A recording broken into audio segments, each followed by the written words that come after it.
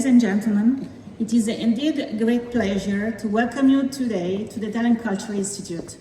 Today, on the 2nd of June 2026, we celebrate together the 80th anniversary of the Italian Republic, honoring the values of freedom, democracy, and unity upon which the Republic was founded.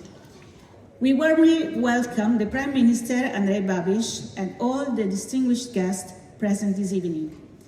We will begin our celebration with the national anthems of Italy and the Czech Republic, followed by the anthem of the European Union. As per tradition, they will be performed by the band of the Castle Guards and of the police, whom we warmly thank for joining us once again.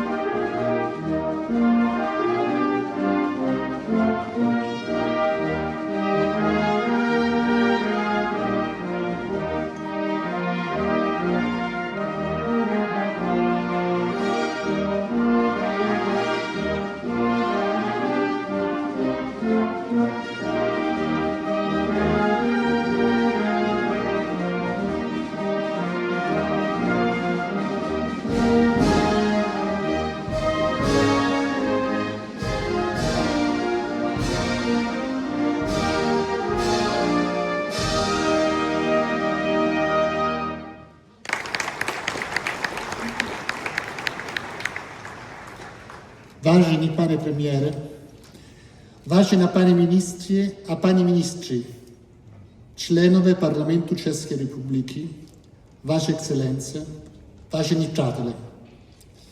Vítejte na oslavě státního svátku Italské republiky, který chceme prozít dušu našeho přátelství. Indeed, we celebrate this day in a grateful spirit of friendship.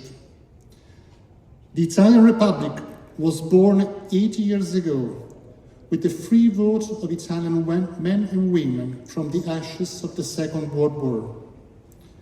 Quoting our President Mattarella, the birth of our republic was the result of a choice for peace, freedom and independence, founded on the rejection of violence in relations among nations. From that vote of the Italian people emerged our constitution, ambitious in its identification of peace and cooperation as the Republic's guiding principles in international relations. Quote ending. These principles continue to be challenged to the present day in Ukraine, in the Middle East, and in many other parts of the world. But the vast majority of people in the world continue to cherish and long for them. It is on these very principles that the European Union and the Atlantic Alliance are founded upon. The spirit of friendship among nations has consistently marked the partnership between Italy and the Czech Republic, finding a special resonance this year.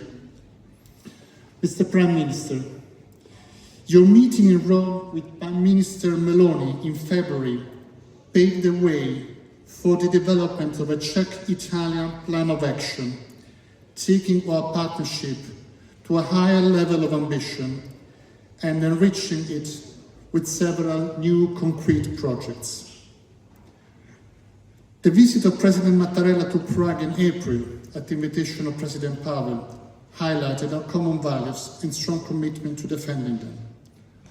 Both visits are an expression of deep friendship and trust at the institutional and personal level.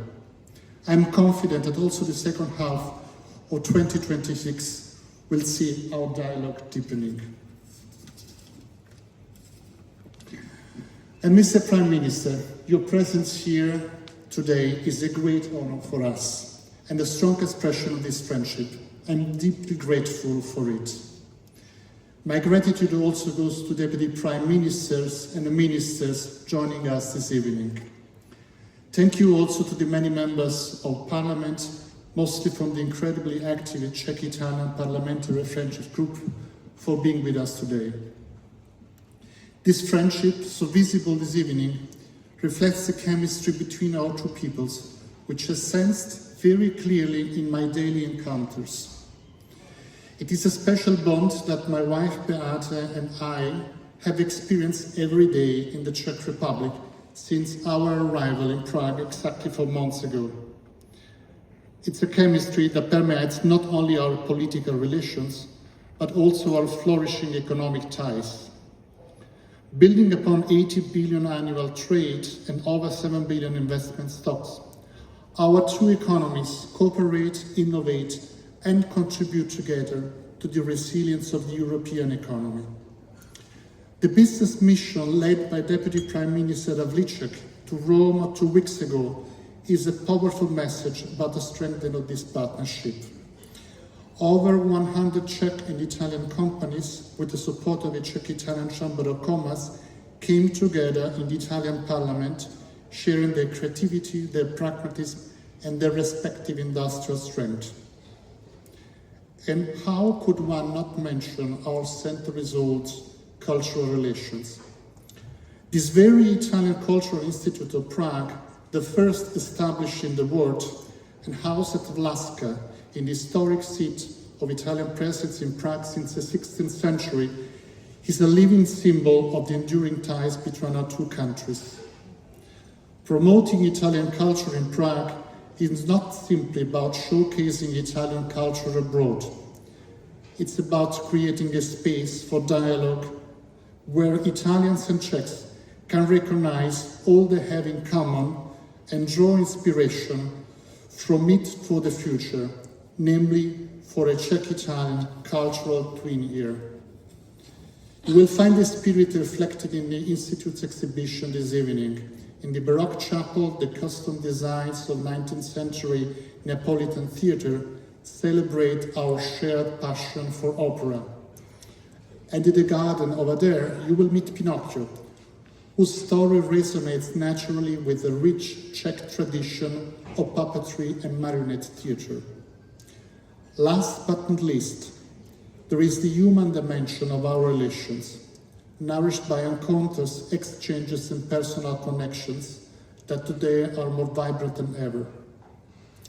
It is reflected in the million visitors traveling between our two countries every year, and the many Italians and Czechs who, as European citizens, live, study, and work in each other's countries.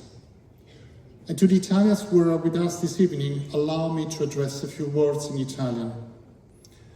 Come ho detto nel nostro incontro con il Presidente Mattarella, la comunità italiana in Repubblica Ceca non è tanto grande nella sua quantità, ma è grande nella sua qualità, nel suo dinamismo e nella sua operosità.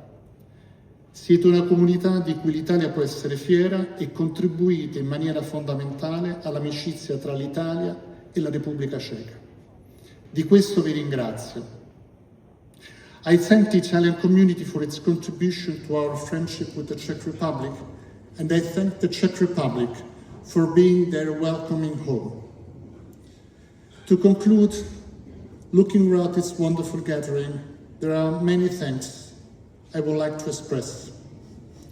Thanks to our sponsors, Unicredit Bank, Signor Vino, Axavera Consulting, Razzale Moravia, Dolcemente, Ferrero, Fiat, Generale, Manghi, Mattoni, Navalis, Pivovar Malastrana, Segafredo. Thanks to our partners, ICE, Comites, and Czech Italian Chamber of Commerce. Thanks to the many other partners who have contributed to tonight's reception, Farina, Lore Malastrana, Martelli. My heartful thanks go to my wonderful embassy team, to the Italian Cultural Institute and its outstanding team.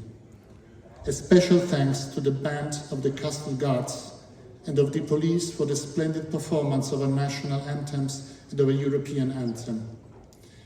And the deepest thanks go to all of you for being with us this evening, and especially to you, Mr. Prime Minister, for honoring us with your presence here and for addressing us your thoughts this evening. Thank you. Dziękuję bardzo.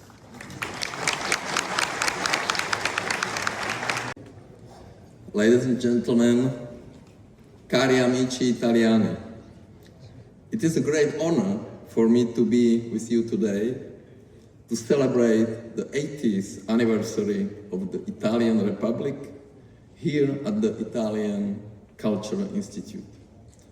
80 years of the Republic tells the story of a country that has managed to combine its rich history, national pride, and modern energy.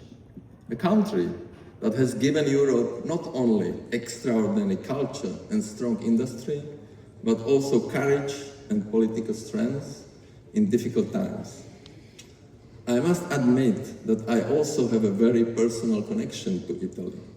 When I arrive in Italy, you feel the energy of the country immediately. Italians have a gift for doing things wholeheartedly.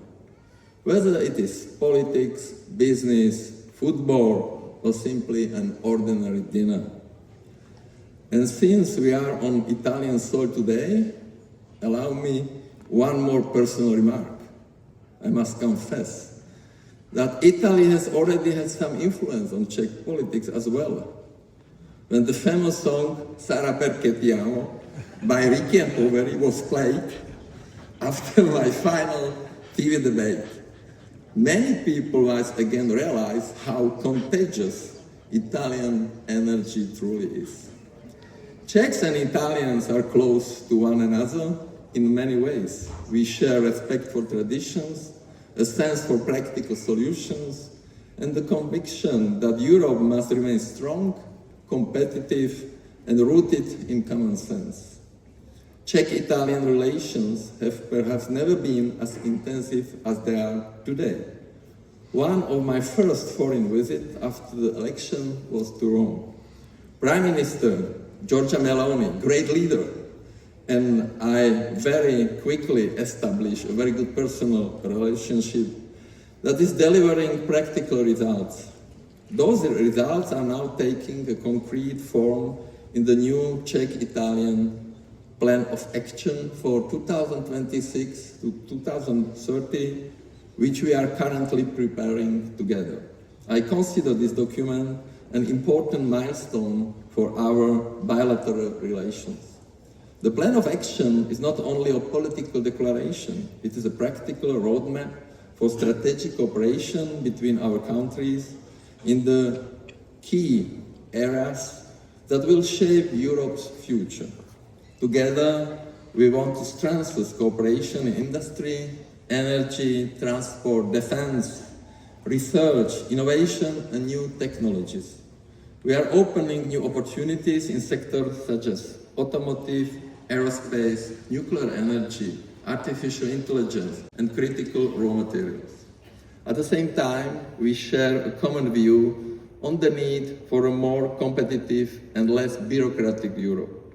Our companies and entrepreneurs must not be burdened by excessive regulation and unnecessary administrative obligations. Together in Brussels, we advocate for simpler and clearer European rules that support growth, investment, and innovation. We also share similar position on migration, security, and defense. We are working together to protect Europe's external borders, combat illegal migration and human smuggling, and strengthen cooperation within NATO and the European Union.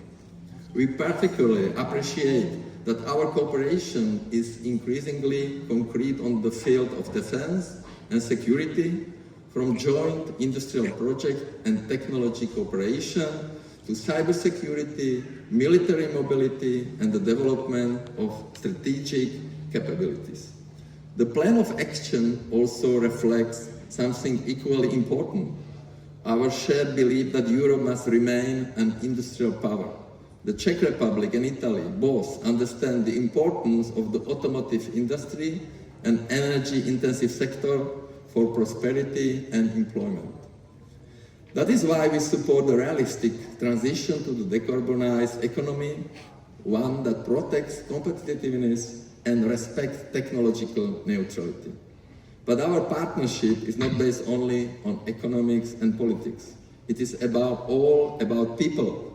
Italy has become the most popular foreign destination for Czech tourists, and more Italians are discovering the beauty of the Czech Republic, its historic cities, culture, and gastronomy.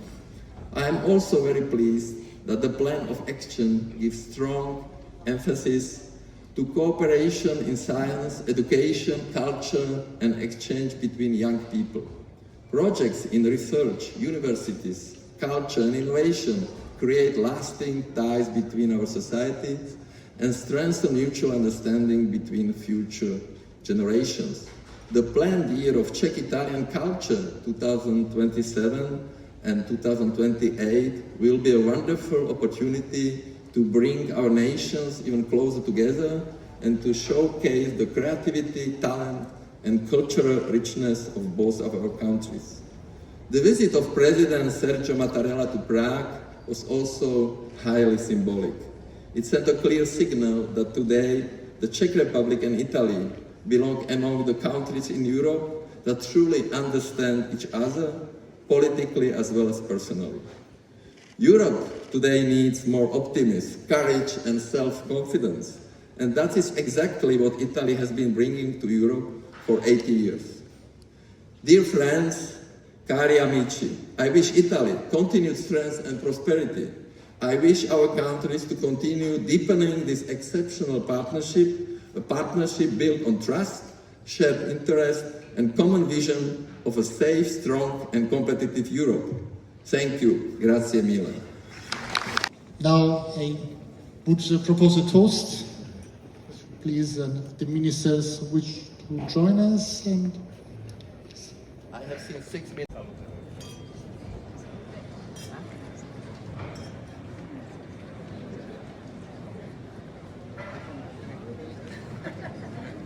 Můžete jednu fotografii?